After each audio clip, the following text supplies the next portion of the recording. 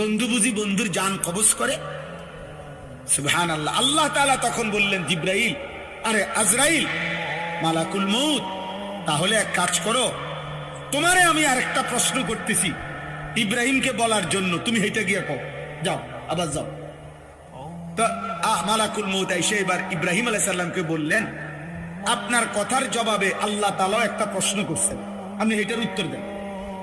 তো বলছে কি?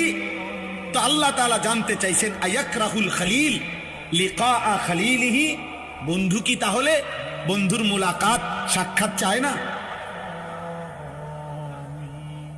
বন্ধু কি বন্ধুর সাক্ষাৎ পছন্দ করে না? তাইলে ইব্রাহিম আলাইহিস সালাম বুঝছে, হায় হায়, এ তো মারা না, এ তো বন্ধুর মুলাকাত, এ তো মৃত্যু না রে, এ তো আমার সেই মালিকের মুলাকাত, পুরাটা জীবন আমি যার জন্য পরীক্ষা দিছি।